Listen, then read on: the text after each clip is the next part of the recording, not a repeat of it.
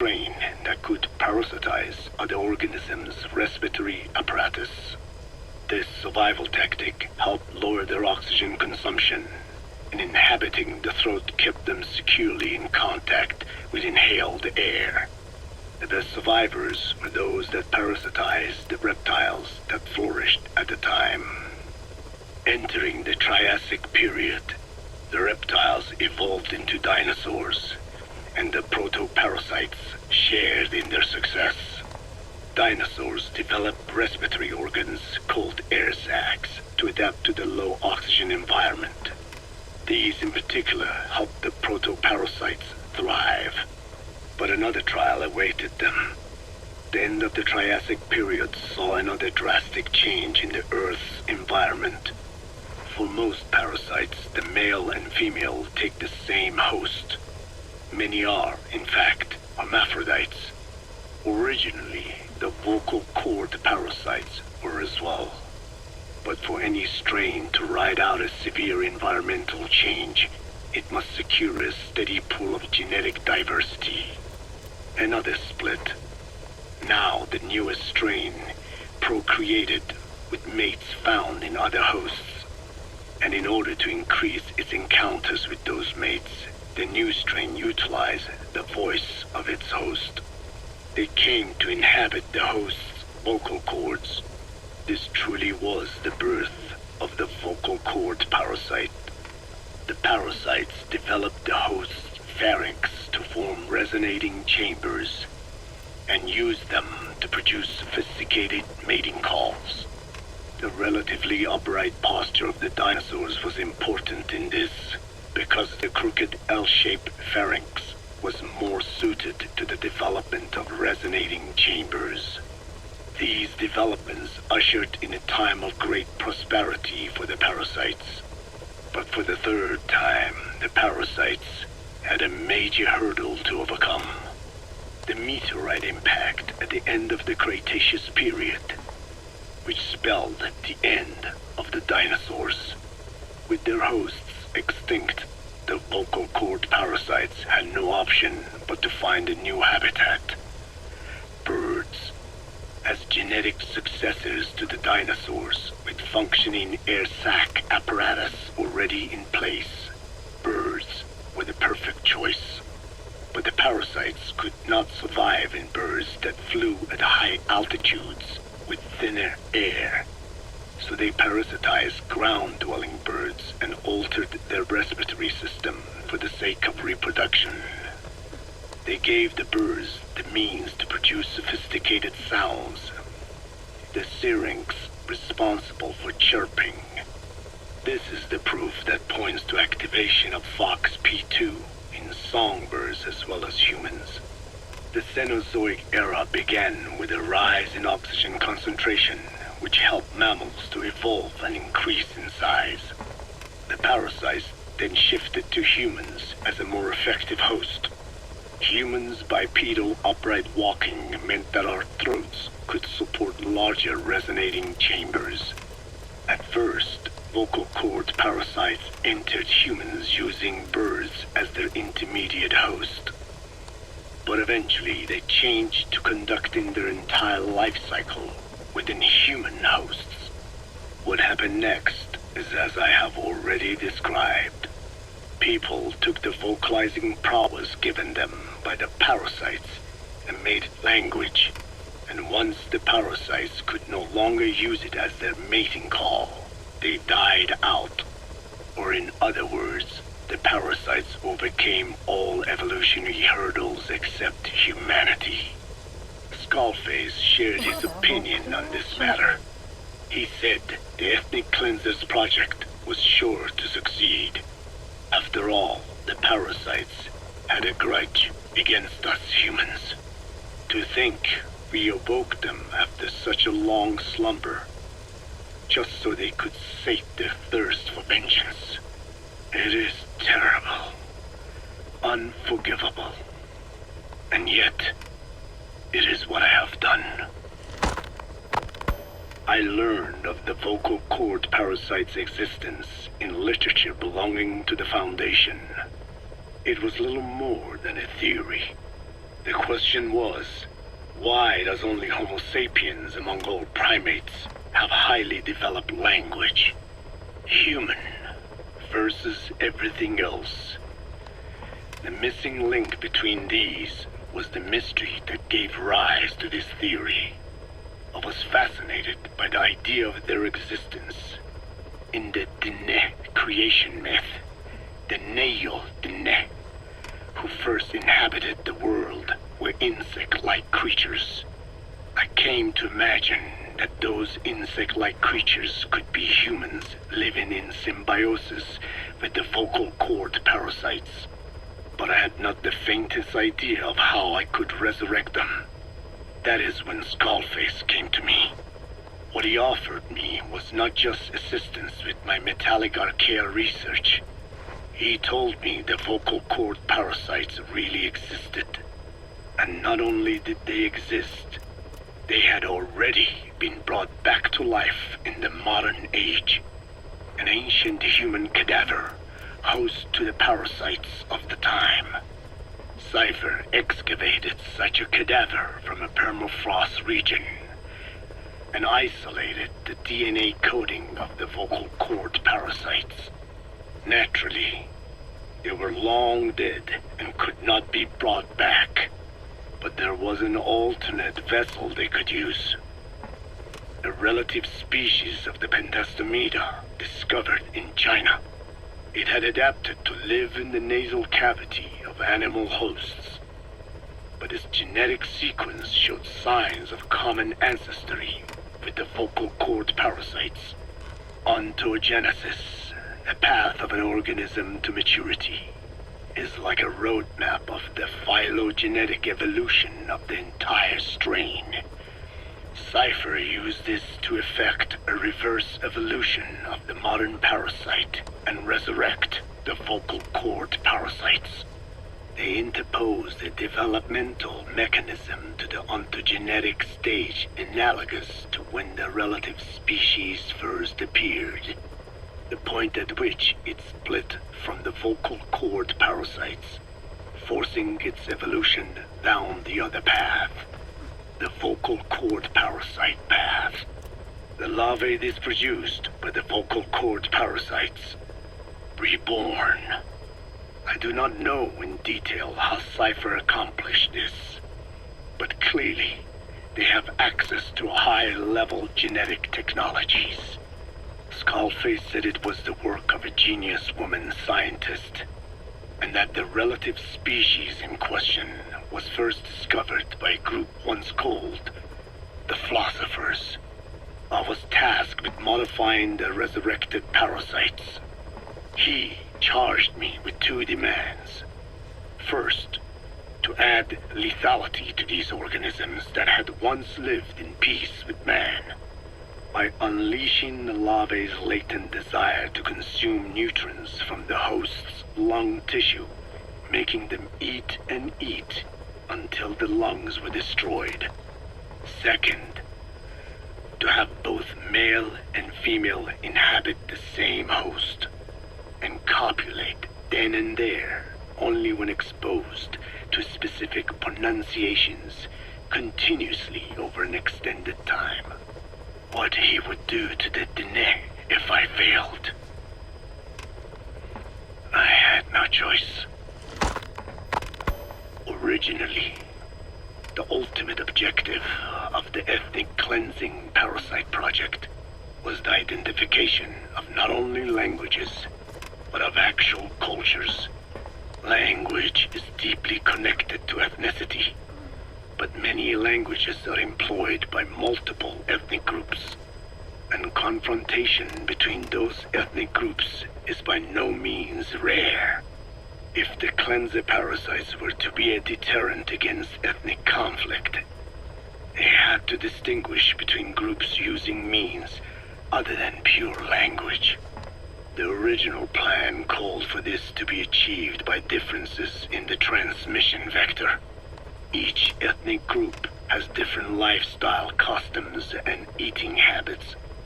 For instance, parasites living in shallow water and taken in through the skin could be used to target rice farming groups, or parasites using cows as their intermediate host would be ineffective against cultures that abstain from eating beef. But that is a lofty goal indeed. The current parasites mainly rely on droplet transmission. It would take extensive time to alter the transmission route. I eventually learned that the Ethnic Cleansers project had been shut down. It was Skullface who put it back into operation. But despite that, he told me to forget about the transmission route and just focus on language identification. I do not know why. I understand that the Chinese philosophers who discovered the relative species of parasite originally planned to develop a phonogrammic Alexia parasite. The left temporoparietal region is home to the part of the brain that identifies the phonetic symbols of the English language. They wished to create a strain that would parasitize that region and suppress its literacy functions. The brain area responsible for identifying the logographs of Chinese, meanwhile, is in the left middle frontal gyrus, meaning that even if native speakers of Chinese were infected with the parasite, the literacy would be unaffected. Old and new, east and west, there is no limit to the delusions of those in power. But this delusion threatens to become a reality. I have to do something to stop this. There must be something I can do.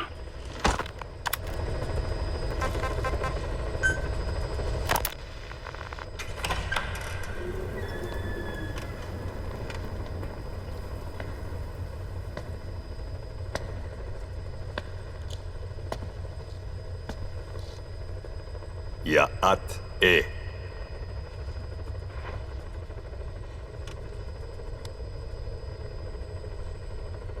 You disappoint me. Have you forgotten my face? Leave me be.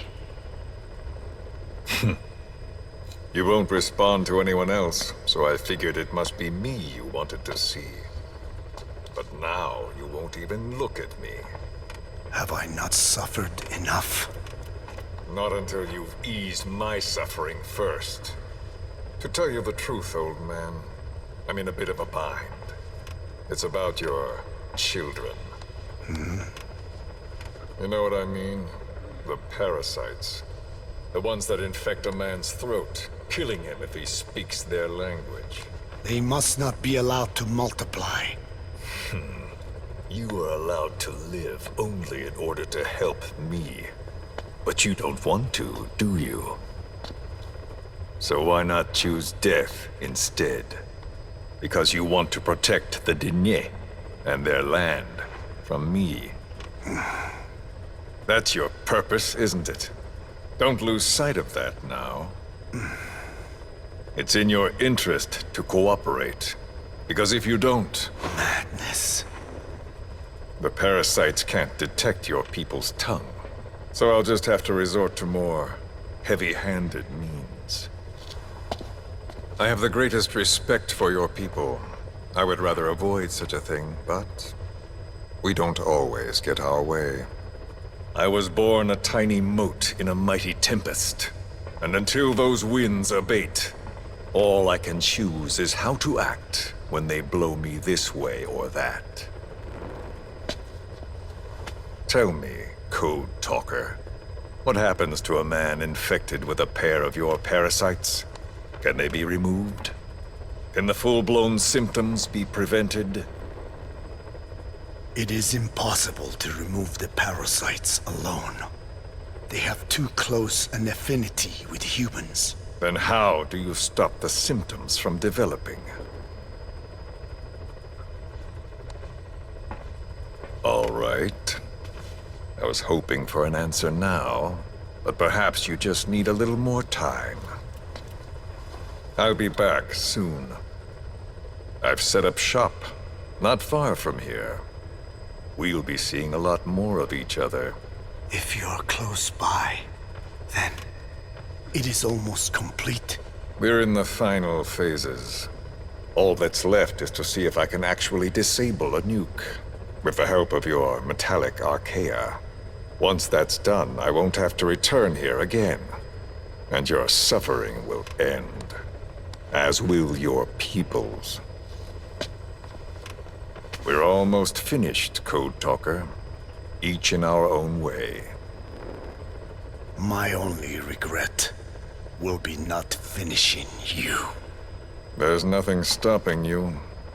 I'm only alive because you want me that way. Ridiculous. As you wish. My regret is this misunderstanding between us. You and I, our goal is the same. We should be working together. A symbiosis. You do not know my mind. I simply want the Diné bloodline to endure. Really now? You're just another mote in the storm. How you react to all the slings and arrows, that's what counts. That's why you call those squirming monsters your children. What I have done is forbidden. Forgive me, all of you. The world should be left the way it is. You of all men should know that.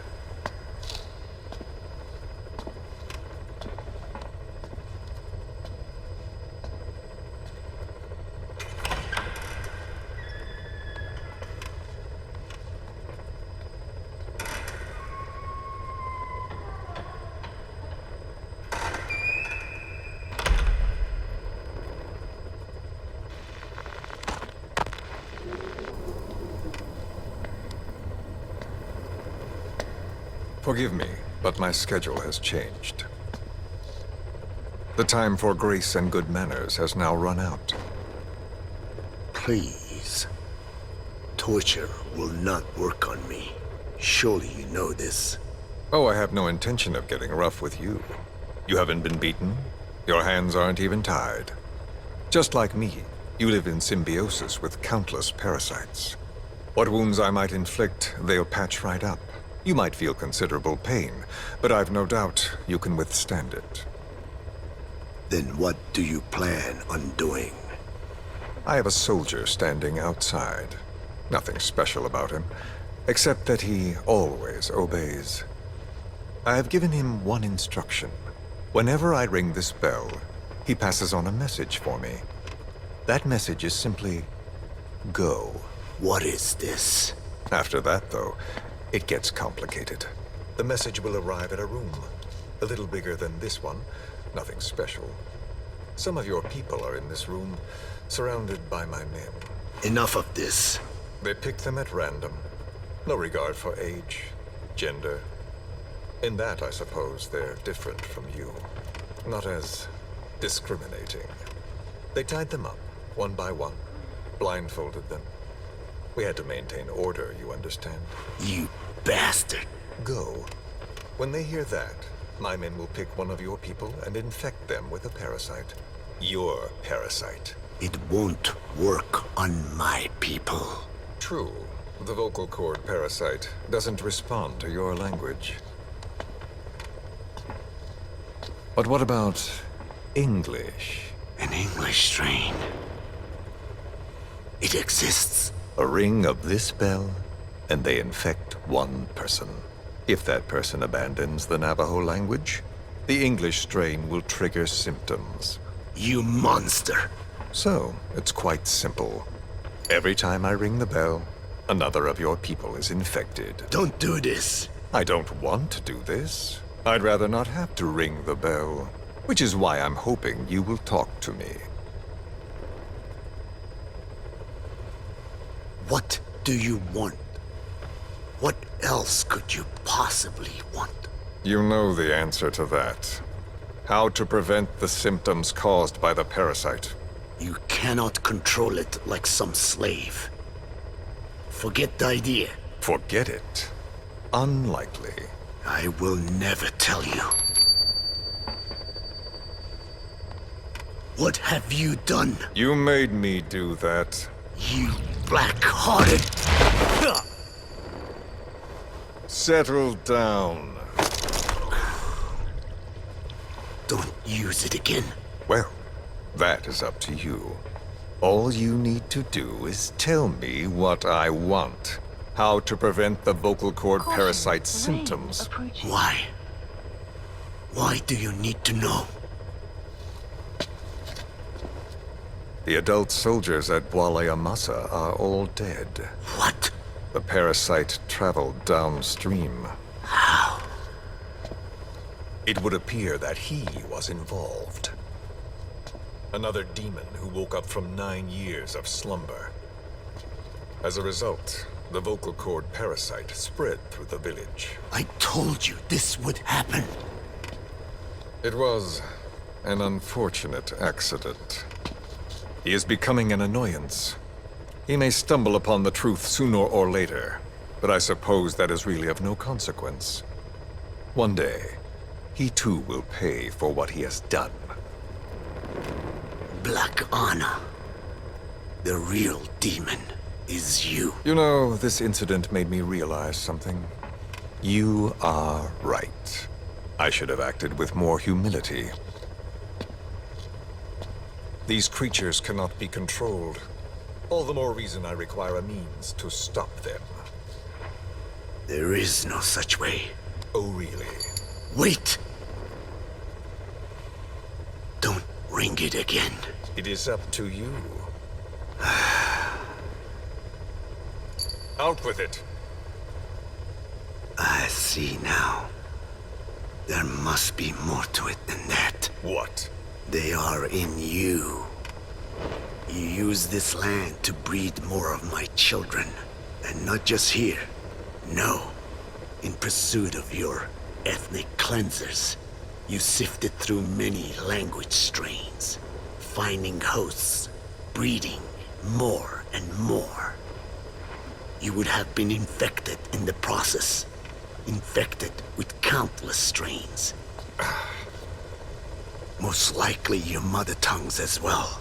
Romania, Northern Transylvania. You found that one too. Yes, the Hungarian strain that responds to the CK's dialect. Silence! Black Anna. It is you who shall pay.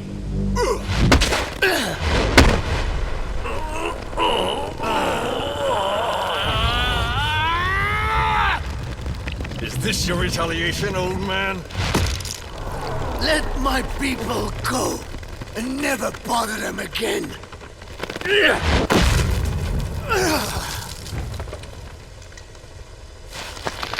You heard me.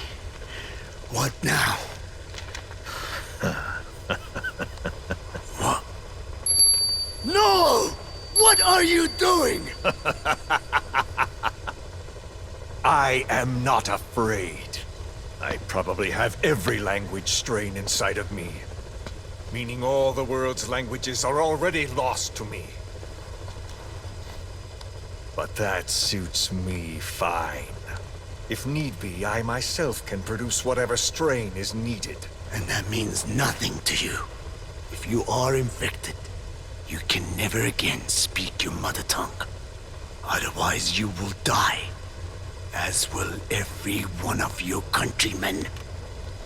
A few words here and there won't trigger the symptoms. And besides, the time is not yet right to show this face in my homeland. Not until my revenge is complete. Now... Stop! We're out of time. I have to get going. Well... No!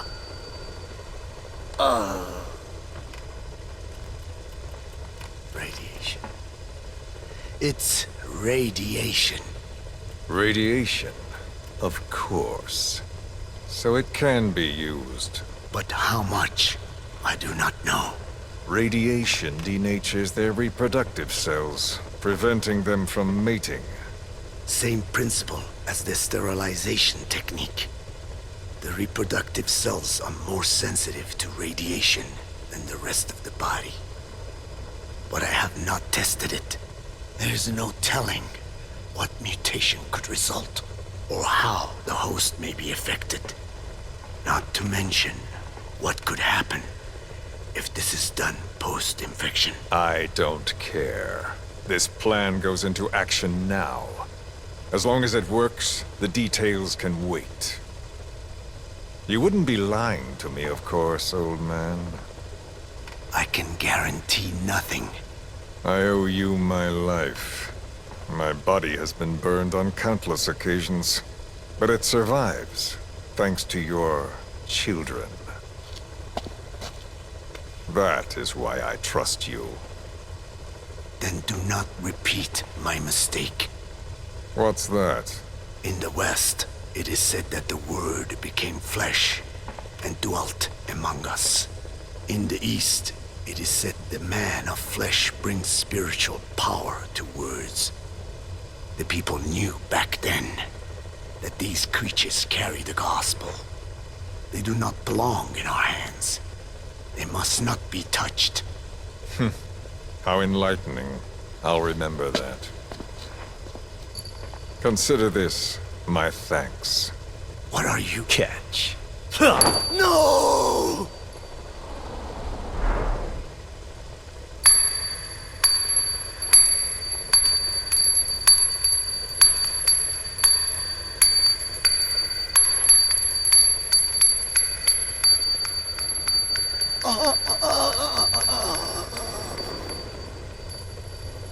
Well then, I'm afraid it really is goodbye this time, Code Talker.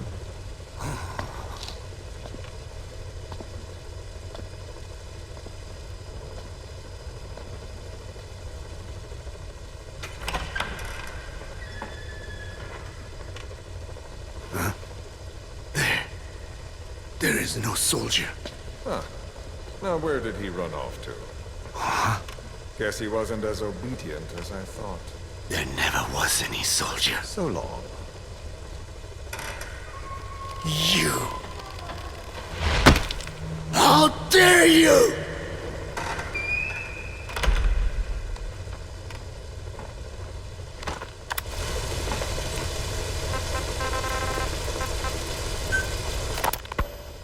I hope you bought a better hamburger this time, Kazuhira.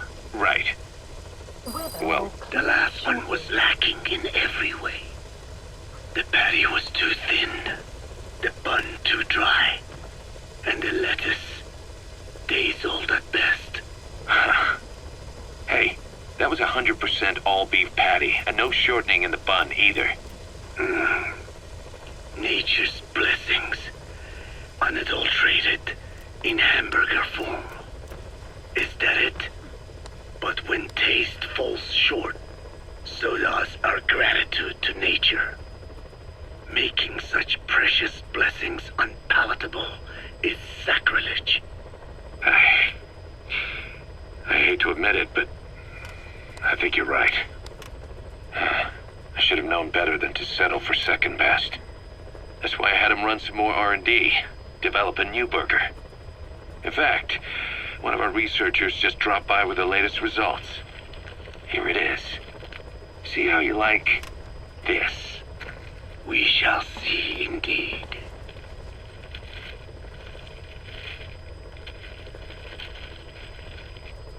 I thank you for this bounty, Mother Earth. So, what's the verdict? Not bad. And? But it does not hold a candle to what I ate back home. Everyone's a critic. Damn it. I was sure the Kobe beef... But maybe we didn't have enough. If we had any more, we're cutting into our profits. Profits? We'll be taking a loss on every unit. What are you talking about? Huh? Oh, anyway, I'll be back with another round of product. I will be waiting. Did you say product? 그래요. 이거는 유튜브에 보시면 녹화해서 올라가니까 그거 확인해 주시면 되겠어요. 카세트 내용은.